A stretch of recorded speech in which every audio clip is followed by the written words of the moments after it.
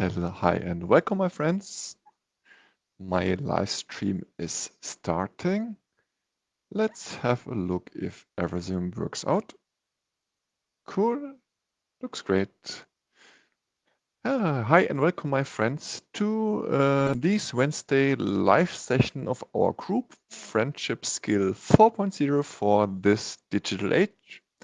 I hope. Does it look good like this? Yes, now it's perfect. I want to speak with you about our this week's topic, how to prevent friendships from fading out. Let's wait a few seconds. Maybe someone is going to join. I've seen there are a lot of people active in the group in the moment, commenting, writing posts. Hi, welcome to my live stream. Thank you all for joining this live session or watching the video afterwards. Feel free to like and share the video. Would be great that we reach a larger audience. Would be cool. Last week we spoke about how to build up social self-confidence. We had some great discussions about it. And that fits quite well with today's topic about maintaining contact with friends and people we know. I prepared a poll. I just have to search it. Here's the poll. I'm going to activate it now. Activate poll. You now activate? Yes, now you activate it. What method do you use most often to stay in touch? Write and text them, your friends, from time to time, like their posts on social media and posts on my own timeline, call people up or have a live chat with them, plan meetings and gatherings. Feel free to vote to participate as well. Cool. I read some articles about this topic from psychologists like Hannah Davis, Natalie Morris, and Elizabeth Yuko. I will post the links of the articles I read later on in the comments so that you can have a look as well. Just from the titles, you can realize the different perspective of keeping in touch with people. For example, what to do if you're struggling to stay in touch with your friends in lockdown? Especially Corona crisis has shown how unstable friendships are for many of us and how much we rely on habits instead of focusing on getting in touch actively with someone. And the other article is 5 ways to keep your long distance friendship alive. We had some comments in our discussion about it as well. What happens if we move away or a friend moves? And there's also a guide in our group actually. You can find it if you tap up, up there on guides. And the guide 2 is it how to maintain friendships as an expat or after moving away. And there's a nice post about this topic as well.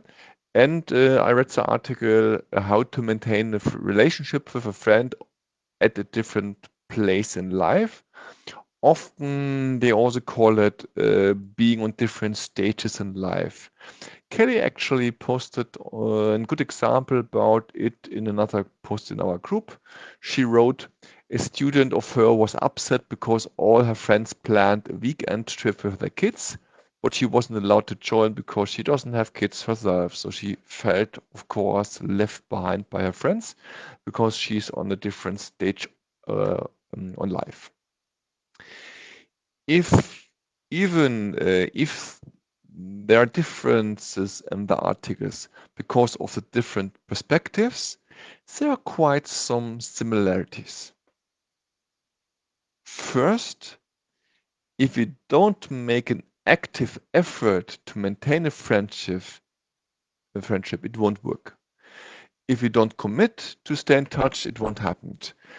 We might bump into each other by chance, but that's not staying in touch. That's just meeting randomly in a point.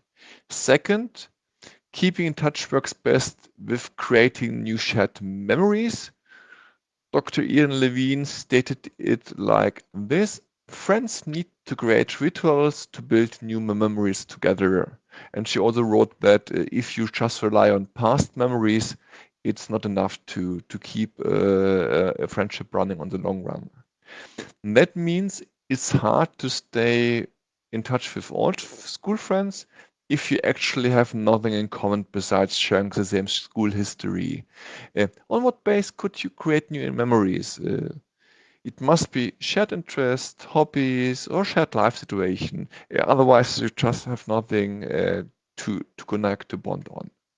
And third, you have to accept that friendship will develop, and that's not possible to stay in touch with everyone because you can't force someone to stay in touch, to keep in touch with you or to keep friends with you.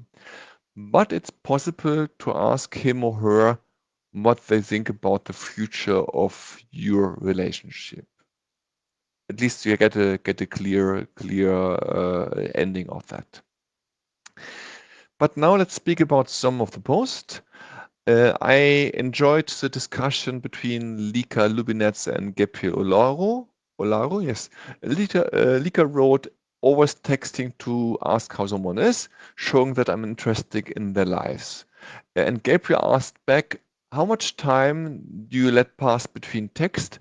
I imagine someone who is texting too much would come off as somebody as needy or something. Uh, and I totally agree to Lika's response. She wrote, I don't think someone who is my friend would think I'm needy. And if they think I need some attention, they will give it to me, won't they? This is what friends are for. Uh, Staying in touch is nothing bad. It's just our offer to continue a friendship. And why should they treat us bad because of that? Thanks for sharing, Lika and Gabriel.